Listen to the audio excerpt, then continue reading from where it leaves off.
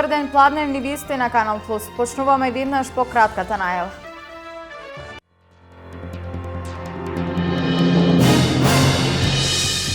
Во среда Кочани ќе го започне третото прскање против комарци. Во четврток против комарци ќе се прска и во Штип. Пчеларите треба да ги заштитат пчелните семејства.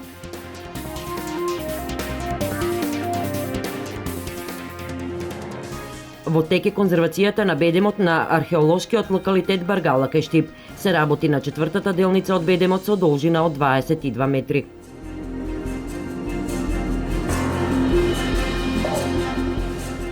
Се е подготвено за фестивалот на дувачки оркестри во Пехчево. Бројни музичари, фолклористи и диџеи од Македонија, Србија и Бугарија ќе ги забавуваат гостите во Пехчево од 10 до 13 јули. За еден месец во Македонија ќе пристигне првиот од вкупно 6 патнички возови што за македонски железници транспорт ги произведува кинеска компанија. Возот е со 3 вагони со капацитет од 200 патници и можност за брзина од 160 км на час. Со проектот на владата за обнова на возниот парк на железницата, Македонија прв пат по осамостојувањето добива најсовремени електрични возови со капацитет од 1200 патници, што ќе покрива 60% од линиите што ги одржува македонски железници транспорт. Во новите возови ќе бидат вложени 25 милиони евра. Дел од кредитот од Европската банка за обнова и развој, наменет за обнова на возниот парк во македонски железници.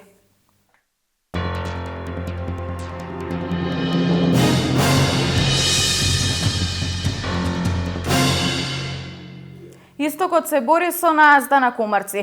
Дел од општините веќе извршија прскање против овие инсекти. Штип се подготвува за прскање во четврток 9 јули. Прскањето ќе се спроведе од земја. Кочани со трето прскање против комарци ќе започне во среда во вечерните часови. Пчеларите да ги заштитат пчелите за време на прскањето.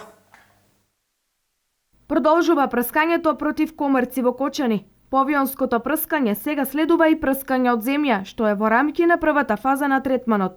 Прскањето ќе се реализира во втората половина на оваа недела, во градот и на територијата на рамничарските села. Ќе започне во среда на 8 јули во вечерните часови и ќе продолжи следното утро. Акцијата ќе ја реализираат стручни екипи од претходниот јавен тендер. Ќе се користи специјална опрема со која ќе се врши ладно запрашување. Третирањето, како и досега, ќе се изведува со биолошки одобрен препарат. Во сабота за прв пат оваа година против комарци ќе се прска и во Штип. Теристичката дезинсекција ќе се изврши во период од 24 часот на полноќ до 5 часот наутро. Исто така и овде ќе се опфатат околните села и урбаните населби. Граѓаните кои одгледуваат пчели потребно е да ги преземаат потребните заштитни мерки. Општина Штип продолжува со проектите за асфалтирање на улици во Штип. Имајќи предвид дека при аукцијата се постигнуваат пониски цени од предвидените, се јавува можности за проширување на сообраќајниците кои ќе се обноват и асфалтираат. Во план е асфалтирање на дел од улицата Римник, Борис Крајгер и улица Енгелсова. Овде влегуваат и обнови на делови од улиците во Долна Железничка, пат од Гробиштата до Новакова чешма, дел од 8 април, Кирчо Димитров, Пустец, Драмска, Зрново и дел од улица Серска.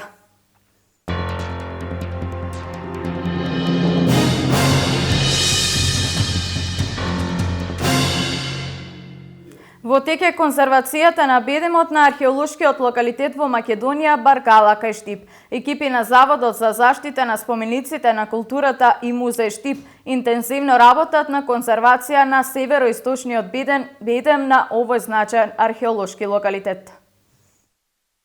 Во тек е конзервацијата на бедемот на археолошкиот локалитет Баргала кај Штип, финансиски подржан од Министерството за култура. Интензивно работат стручните екипи на Заводот за заштита на спомениците на културата и музеј Штип на конзервација на 210 метарскиот североисточен бедем на овој значаен археолошкиот локалитет кој го има Македонија. Според планот, во тек е конзервацијата на четвртата дилница од бедемот во должина од 22 метри.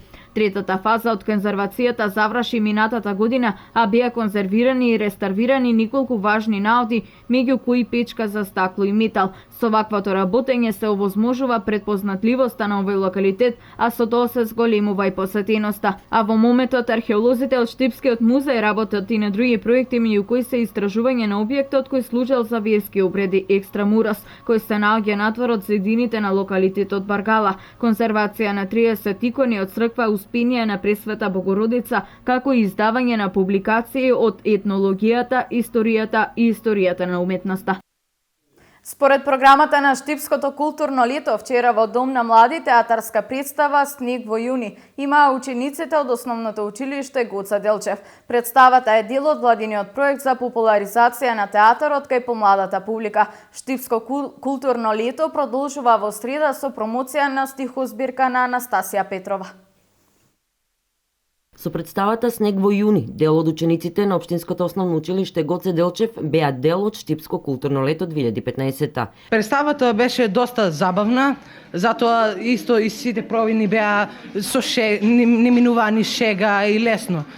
За кратко време пробував. Представата не беше воопшто тешка. Се подготвувавме ефективно од второто полугодие. Со оваа представа настапивме и на ДАП фестивалот. Со тоа што Општинското основно училиште Гоце Делчев е мултиетничко училиште, представата "Снег во јуни" е реализирана така што содржи порака која се однесува токму на различноста која сепак ги обединува децата. Ние сме ученици од различни националности, од различни возрасти. Преку различноста на месеците покажавме дека ниедно дете не е исто, дека секој дете е различно, дека секој дете има своји доблести и своји мани, но дека на крај сите се заедно и дека децата не можат едни без други. Како благодарност за успешно реализираната представа, директорката на Општинското основно училиште Гоце Делчев Елена Ташкова на сите учесници им подари бесплатни влезници за градскиот базен, кои ќе може да ги искористат во текот на 3 последователни дена. Влезниците се обезбедени благодарение на собствениците на Штипскиот градски базен.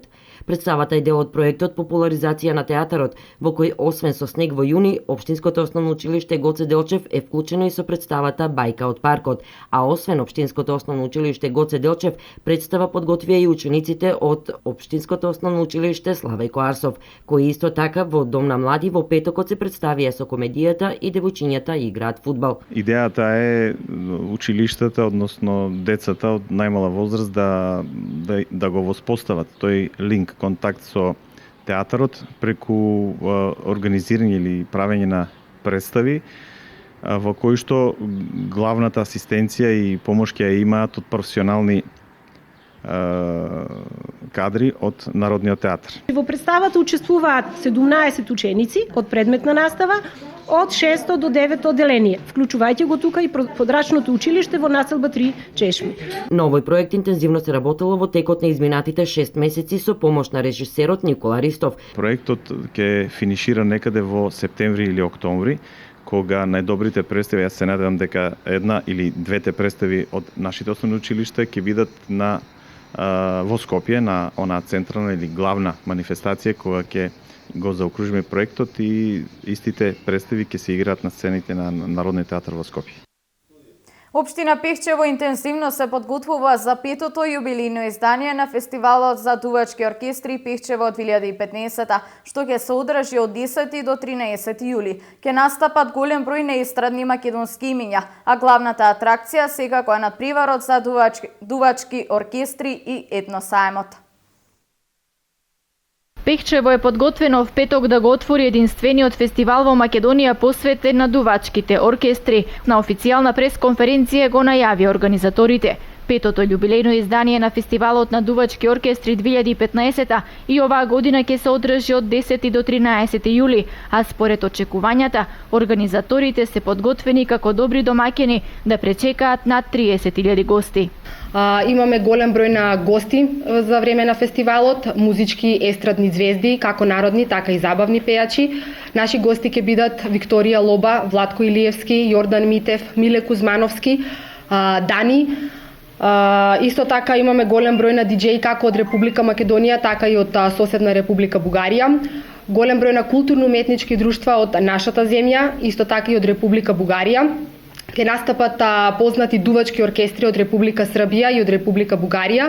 Градоначалникот Поповски вели дека со добра стратегија за туризмот, фестивалот и оваа година ќе донесе економски бенефит за општината, а највеќе за локалните угостители и туристички капацитети. Пред се многу ни е важна промоцијата на самото место, на нашиот крај, од причина што тековно и правиме и сме развиле веќе некоја стратегија за туризам. Јас би сакал сите да ги повикам, сите гости заинтересирани кои што сакат да слушнат звукот на трубата, звукот на дувачките оркестри, сите што се расположени за забава да дојдат да се почувствуваат убаво овие 4 дена во Пехчево. Главната атракција на фестивалот е надпреварот за дувачки оркестри, кои успешно секоја година ги надминуваат очекувањата на професионалност и квалитет. Мислам дека е редно да добие поддршка овој реномиран фестивал, бидејќи за фестивалот во Пехчево веќе се слуша низ цел свет.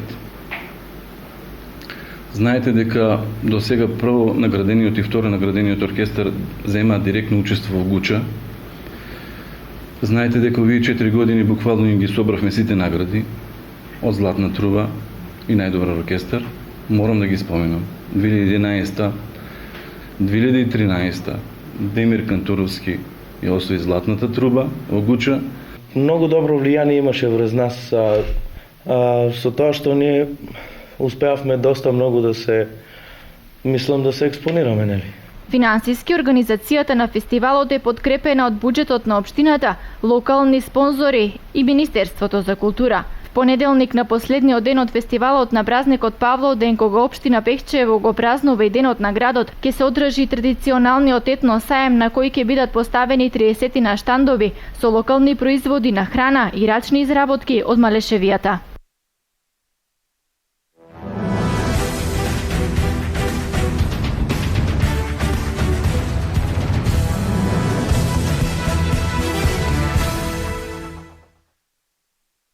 Македонската кошаркарска федерација по разговорите со селекторот Александар Џикик го објави поширокиот список на репрезентативците кои ќе бидат во комбинација за настап на Евробаскетот 2015. На поширокиот список на репрезентацијата која е испратена до ФИБА се наоѓаат 24 кошаркари, меѓу кои Владо Илиевски, Лестер Боми Келеп, Војдан Стојановски, Дамјан Стојановски, Дарко Соколов, Владимир Брчков и Ѓорги Чековски.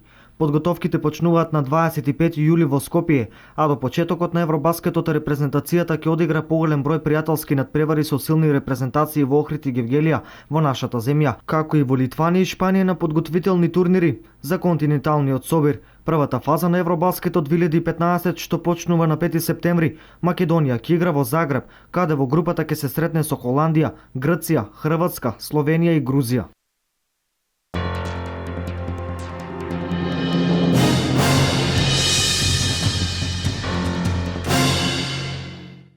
Овде е крајот на вестите. Наредното информативно издание е во 16:30. До тогаш пријатен ден.